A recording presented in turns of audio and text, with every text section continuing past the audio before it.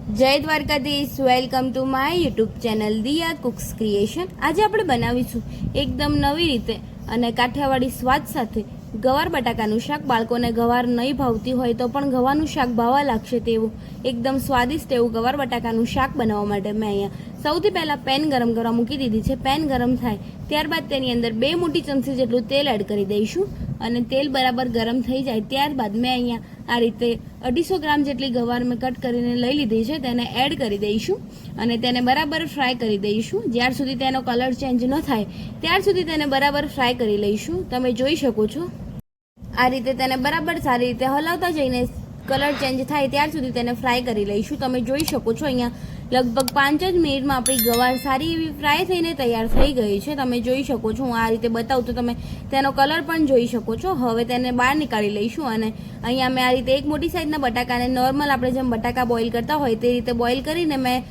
છોલીને cut કરી લીધું છે અને હવે તેને ગરમ તેલની અંદર એડ કરી દઈશું અને તેને પણ આ રીતે મિક્સ કરતા જઈને સારી રીતે ફ્રાય કરી લઈશું। જ્યાર સુધી બટાકામાં ક્રિસ્પી કોટિંગ ન થાય ત્યાર સુધી તેને ફ્રાય કરી લઈશું। તમે જોઈ શકો છો આ રીતે બટાકાની ઉપર ક્રિસ્પી કોટિંગ થઈ ગયું છે। હવે મેં અહીંયા એક ખલ લીધો છે, ખલની અંદર લગભગ 7 થી 8 કળી જેટલું લસણ એડ કરી દઈશું અને હવે લસણ એડ થઈ જાય ત્યારબાદ તેની અંદર 1 પિંચ જેટલું મીઠું અને 1 મોટી ચમચી જેટલું કાશ્મીરી લાલ મરચું એડ કરી તેને બરાબર આપણે ખાંડી લઈશું, એટલે કે ક્રશ કરી લઈશું, જેથી કરીને આપણી લસણની ચટણી સારી રીતે બનીને તૈયાર થઈ જાય। મીઠું એડ કરવાથી તેની અંદર મોઇશ્ચરનું પ્રમાણ હશે અને જેથી કરીને ચટણી આપણી સારી રીતે ખંડાઈ જશે। અહીંયા તમે જોઈ શકો છો આ રીતે મેં ચટણી બનાવેલી છે। હવે અહીંયા જે ફ્રાય કરેલું વેજીટેબલ એટલે કે ગવાર બટાકા હતા તેની અંદર 1 ચમચી જેટલી ચટણી એડ કરી તેને બરાબર સારી રીતે મિક્સ કરી લઈશું, જેથી કરીને ગવાર અને બટાકાની ઉપર લસણની ચટણી કોટ થઈ જાય અને તેનો સ્વાદ બહુ જ સરસ આવે છે અને તેનો કલર પણ બહુ જ સરસ આવે છે। તમે જોઈ શકો છો આ રીતે તેને બરાબર મિક્સ કરીને તમે જોઈ શકો છો ગવાર અને બટાકા ઉપર સારી રીતે ચટણી કોટ થઈ ગઈ છે। હવે મેં અહીંયા બીજી પ્રિપેરેશન માટે મિક્સર બાઉલ લઈ લીધું છે, તે મિક્સર બાઉલની અંદર 1 મોટી ચમચી જેટલું તીખું લાલ મરચું એડ કરી દઈશું। હવે અડધી ચમચી જેટલી હળદર એડ કરી દઈશું અને 1 મોટી ચમચી જેટલો ધાણા જીરાનો પાવડર એડ કરી અડધી ચમચી જેટલી ખાંડ અને 1 પિંચ જેટલો ગરમ મસાલો એડ કરી તેને બરાબર સારી રીતે પાણીની અંદર મિક્સ કરી લઈશું। પાણીની અંદર આ રીતે મસાલા મિક્સ કરવાથી મસાલા આપણા સારી રીતે ફૂલી જશે અને તેનો કલર અને ટેસ્ટ બહુ જ સરસ આવશે। આ રીતે બરાબર પાણીની અંદર મસાલા મિક્સ થઈને તૈયાર થઈ ગયા છે અને અહીંયા મેં હવે કુકરની અંદર ગરમ તેલ કરવા મૂકી દીધું છે।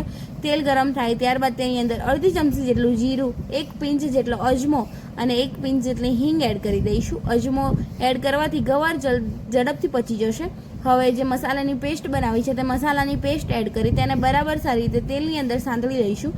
તમે જોઈ શકો છો આ રીતે તેને તેલની અંદર સાંતળી લઈશું અને તેની અંદરથી તેલ છૂટું પડી જાય ત્યાર સુધી તેને કૂક થવા દઈશું।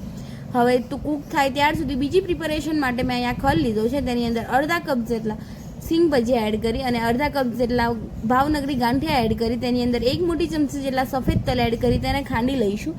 આ રીતે સિંગ ભજીયા અને ગાંઠિયાને એડ કરવાથી તેનો ટેસ્ટ બહુ જ સરસ આવે છે। જો સિંગ ભજીયા કે ગાંઠિયા અવેલેબલ ન હોય તો તમે તેની જગ્યાએ બેસન પણ યુઝ કરી શકો છો। બેસનને આપણે થોડું રોસ્ટ કરીને યુઝ કરીશું। હવે બરાબર આ રીતેનો પાવડર બનીને તૈયાર થઈ ગયો છે, તમે જોઈ શકો છો અને હવે જે પાવડર બનાવ્યો છે તેને આપણે તેલની અંદર એટલે કે મસાલાની અંદર એડ કરી દઈશું અને તેને પણ સારી રીતે મિક્સ કરી લઈશું। આ રીતે મિક્સ કરવાથી તેનો સ્વાદ બહુ જ સરસ આવશે અને તેનો કલર પણ બહુ જ સરસ આવે છે।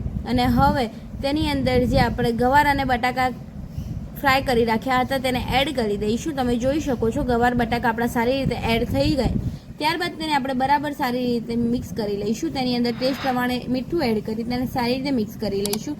મીઠું વધારે પડતું એડ ન કરવું, કારણ કે બટાકા બોઇલ કરતી વખતે પણ મીઠું એડ કરેલું હોય છે અને ચટણીની અંદર પણ મીઠું એડ કરીશું, જેથી કરીને ટેસ્ટ પ્રમાણે મીઠું એડ કરીશું। અને હવે અડધા કપ જેટલું પાણી એડ કરી દઈશું। તમે જોઈ શકો છો મેં આટલા પ્રમાણમાં આ રીતે પાણી એડ કરી દીધું છે।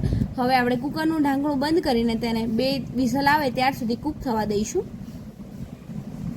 અહીંયા તમે 2 વિસલ પછી જોઈ શકો છો આપણું શાક એકદમ સરસ એવું તૈયાર થઈ ગયું છે, તેનો કલર પણ બહુ જ સરસ આવે છે। તેને સર્વિંગ પ્લેટની અંદર સર્વ કરી દઈશું। સર્વ કરતી વખતે તમે જોઈ શકો છો એકદમ નવી રીતે અને બહુ જ સરસ એવું કાઠિયાવાડી સ્વાદ સાથે ગવાર બટાકાનું શાક તૈયાર થઈ ગયું છે। બાળકોને બહુ જ ભાવશે અને જોતાની સાથે જ મોંમાં પાણી આવી જાય તેવી સર્વિંગ પ્લેટ પણ સર્વ થઈને તૈયાર થઈ ગઈ છે। જો તમને મારી આ રેસીપી ગમી હોય તો લાઈક કરજો, શેર કરજો અને કમેન્ટ કરજો।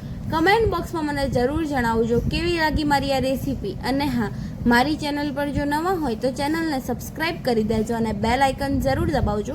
જો તમે મારી ચેનલને ફેસબુક પેજ પરથી જોતા હોય તો મારા ફેસબુક પેજને પણ ફોલો કરી દેજો અને વિડીયોને લાઇક કરી દેજો, જેથી કરીને મારી અવનવી રેસીપી તમને સૌથી પહેલાં જોવા મળે. મળીએ કોઈ નવી રેસીપી સાથે, ત્યાર સુધી બધાને જય દ્વારકાધીશ, જય શ્રી કૃષ્ણ. અને હા, અહીંયા મારી જ ચેનલની બીજી પણ રેસીપી તમને સ્ક્રીન પર જોવા મળતી હશે, તેને ક્લિક કરીને તમે જોઈ શકો છો.